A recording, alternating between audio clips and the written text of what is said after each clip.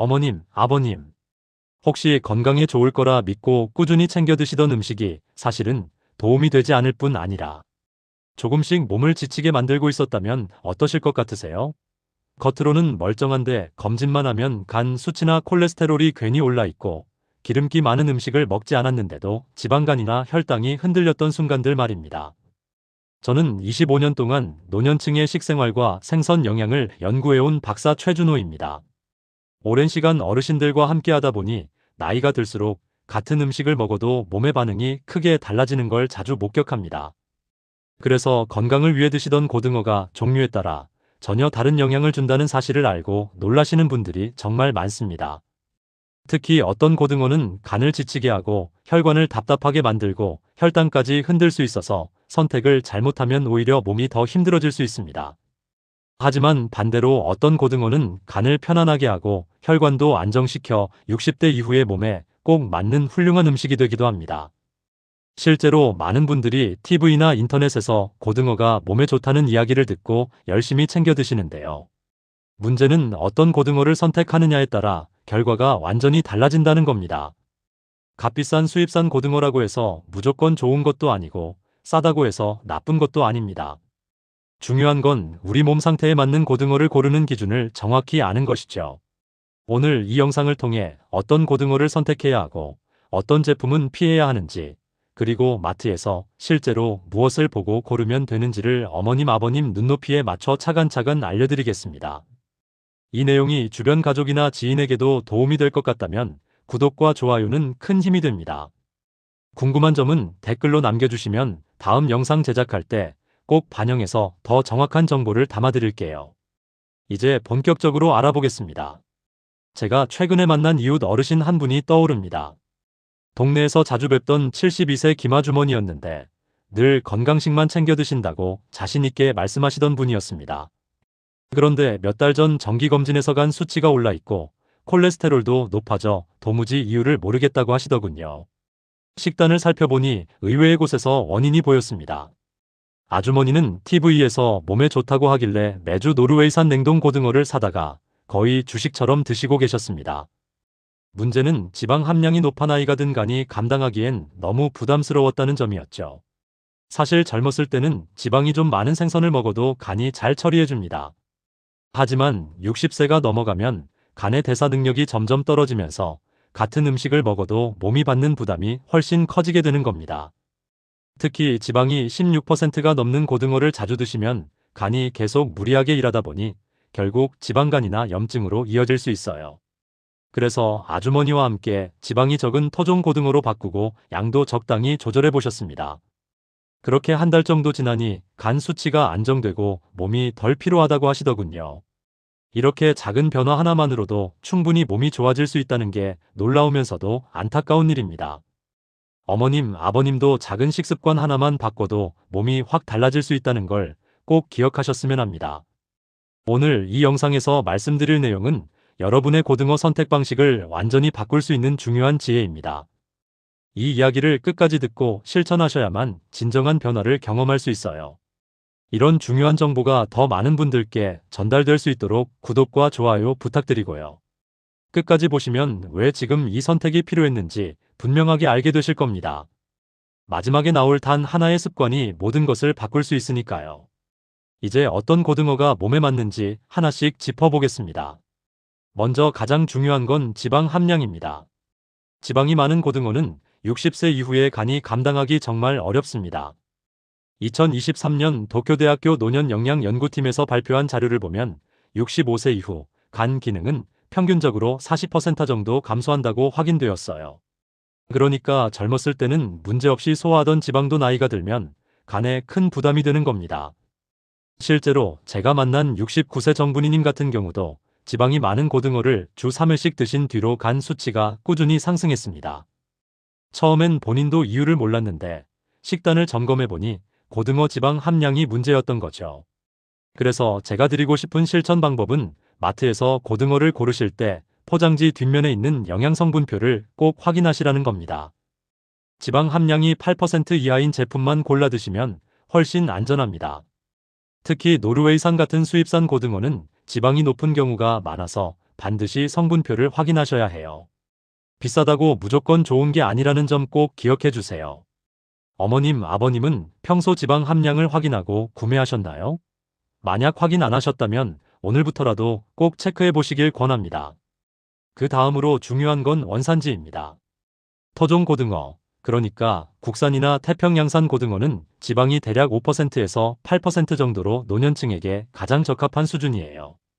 한국해양영양연구소에서 진행한 연구 결과를 보면 우리나라 연안에서 잡히는 고등어는 지방 함량이 낮아서 간 부담이 훨씬 적다고 보고되었습니다.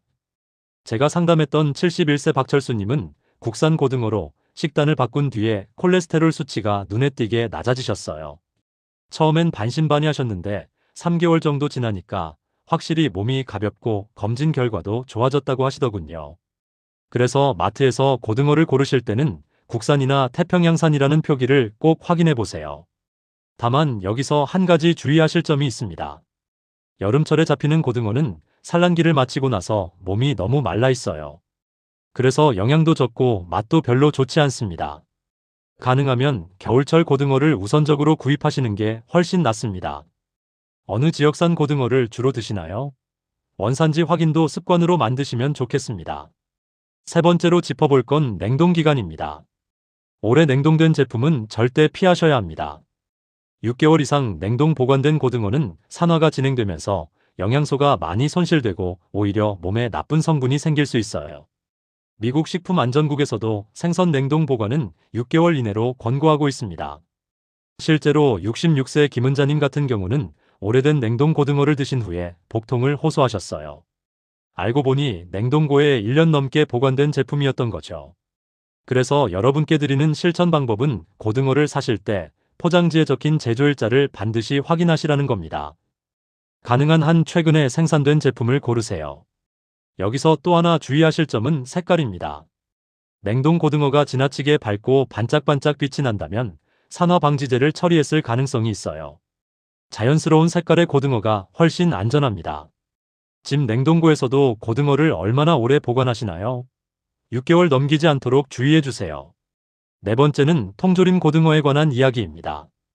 통조림은 편하긴 하지만 나트륨과 첨가물, 그리고 BPA 코팅 위험이 있어서 노년층에게는 부담이 될 수 있습니다. 세계보건기구에서는 60세 이상 어르신들의 하루 나트륨 섭취량을 500mg 이하로 권고하는데요. 통조림 고등어 하나만 먹어도 이 기준을 훌쩍 넘어버리는 경우가 많아요. 제가 상담했던 73세 유선옥님은 통조림 고등어를 자주 드시다가 혈압이 계속 상승하셨습니다.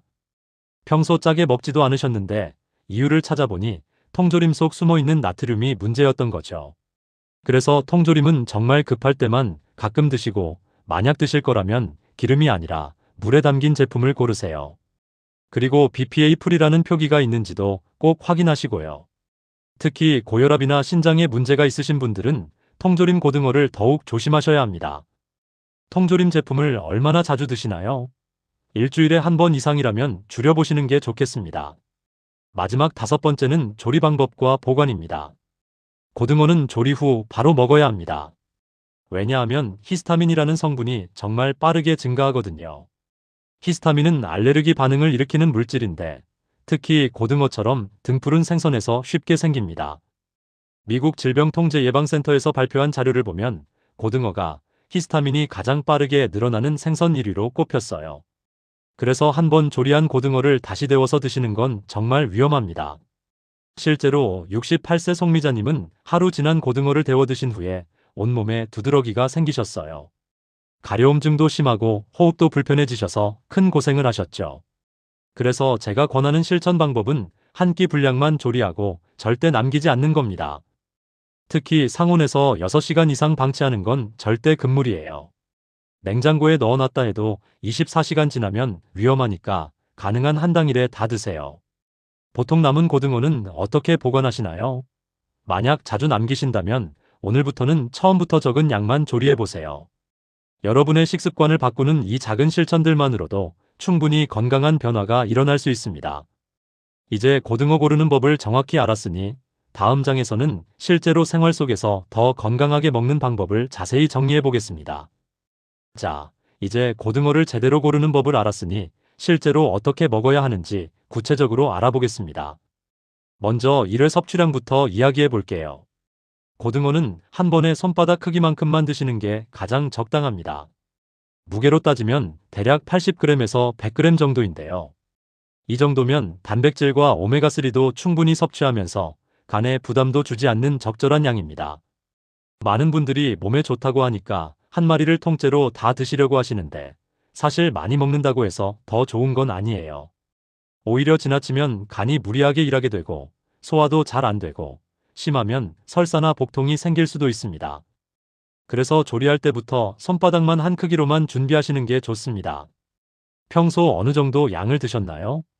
혹시 너무 많이 드셨다면 오늘부터 줄여보세요. 그 다음은 섭취 빈도입니다. 고등어는 주 2회에서 3회 정도 드시면 충분합니다. 단백질이나 오메가3 같은 영양소는 지나치게 많이 섭취해도 추가 효과가 없어요. 오히려 과하면 몸에서 처리하느라 에너지를 낭비하게 되죠. 특히 간 질환이 있으신 분들은 주 1회에서 2회 정도로 더 줄이시는 게 안전합니다. 실제로 제가 만난 어르신들 중에도 매일 고등어를 드시다가 간 수치가 올라간 경우가 있었어요. 식단에 생선 먹는 날을 정해서 규칙적으로 섭취하시면 관리하기도 쉽고 몸도 훨씬 편안해집니다. 일주일에 몇 번 드시나요? 만약 너무 자주 드신다면 횟수를 조절해 보세요. 세 번째로 중요한 건 고등어를 먹을 때 반드시 채소와 함께 드시라는 겁니다. 채소에 들어있는 섬유질이 혈당을 안정시켜서 당뇨 예방에도 도움이 되고요. 고등어의 기름진 성분도 채소가 흡수를 조절해줘서 소화가 훨씬 편해집니다. 특히 양파나 무, 시금치 같은 채소와 함께 조림이나 구이로 드시면 정말 좋습니다. 다만 여기서 한 가지 주의하실 점은 너무 강한 간장 양념은 피하시라는 겁니다. 간장에는 나트륨이 많이 들어있어서 혈압에 부담을 줄 수 있거든요. 가능하면 소금이나 간장을 최소한으로만 쓰고 대신 마늘이나 생강, 파 같은 향신료로 맛을 내보세요. 보통 어떤 방식으로 드셨나요? 양념을 많이 쓰셨다면 줄여보시는 걸 권합니다. 네 번째는 절대 튀겨서 드시면 안 된다는 겁니다. 고등어를 튀기면 좋은 지방이 파괴되고 오히려 해로운 지방이 생성돼요. 고온에서 조리하면 오메가3 같은 유익한 성분이 산화되면서 몸에 나쁜 물질로 바뀌는 겁니다. 그래서 튀김은 정말 금물이에요. 대신 구이나 찜, 조림 같은 방식으로 조리하시면 영양소도 잘 보존되고 소화도 편합니다. 특히 찜은 기름을 전혀 쓰지 않으니까 가장 건강한 조리법이에요. 튀겨 드신 적 있으신가요? 만약 있으시다면 오늘부터는 찜이나 구이로 바꿔보세요. 다섯 번째는 여름 고등어 활용법입니다. 아까 말씀드렸듯이 여름 고등어는 지방이 적어서 구워 먹기엔 좀 퍽퍽한데요. 대신 육수로 활용하시면 정말 좋습니다. 지방이 적은 대신 맑은 국물과 감칠맛이 뛰어나거든요. 찌개나 국물 요리에 밑국물로 쓰시면 깊은 맛이 나면서도 부담 없이 드실 수 있어요. 다만 비린 냄새가 신경 쓰이실 수 있으니까 생강이나 파를 넉넉히 넣어서 끓이세요. 그러면 비린내도 없어지고 향긋한 맛이 더해집니다. 육수로 활용해 보신 적 있으신가요? 여름에 고등어가 저렴할 때 한번 시도해 보시면 새로운 맛을 발견하실 거예요. 여섯 번째는 보관 방법입니다. 생 고등어를 사오셨다면 당일에 바로 조리하시는 게 가장 좋고요. 만약 바로 못 드신다면 냉동 보관하세요. 냉장고에만 넣어두면 하루 이틀 사이에 금방 상하거든요. 냉동할 때는 한 끼 분량씩 나눠서 밀폐용기나 지퍼백에 담아 보관하시면 나중에 꺼내 쓰기도 편하고 신선도도 유지됩니다. 다만 냉동 보관도 6개월을 넘기지 마세요. 그 이상 보관하면 아까 말씀드렸듯이 산화가 진행돼서 영양도 떨어지고 맛도 없어집니다. 보통 어떻게 보관하고 계셨나요? 만약 냉장 보관만 하셨다면 오늘부터는 냉동으로 바꿔보세요. 일곱 번째는 해동 방법입니다. 냉동 고등어를 해동할 때는 절대 전자레인지를 쓰지 마세요. 급하게 해동하면 수분이 빠지면서 살이 푸석푸석해지고 맛도 없어집니다. 가장 좋은 방법은 냉장고에 옮겨서 천천히 녹이는 겁니다. 시간이 좀 걸리긴 하지만 이렇게 해동하면 살도 단단하게 유지되고 영양소 손실도 최소화됩니다. 만약 시간이 정말 급하시다면 찬물에 담가서 해동하세요. 이때도 지퍼백에 담은 채로 물에 담가야 수분이 빠지지 않습니다. 평소 어떤 방식으로 해동하셨나요? 혹시 전자레인지를 쓰셨다면 이제부터는 냉장 해동을 추천드립니다. 8번째는 굽는 온도입니다. 고등어를 구울 때는 중불에서 천천히 익히는 게 좋아요. 너무 센 불에서 빨리 굽으면 겉은 타고 속은 설익게 되거든요. 그리고 기름이 떨어지면서 발암물질이 생길 위험도 있습니다. 그래서 중불에서 여유 있게 구우시되 기름이 많이 나오면 키친타월로 자주 닦아주세요. 이렇게 하면 훨씬 건강하게 드실 수 있습니다. 9번째는 양념입니다. 고등어 자체에 이미 감칠맛이 있어서 사실 양념을 많이 안 해도 맛있어요. 소금 살짝, 후추 조금만 뿌려서 구워도 충분합니다. 만약 양념을 하시려면 된장이나 고추장 같은 발효 양념을 아주 조금만 쓰세요.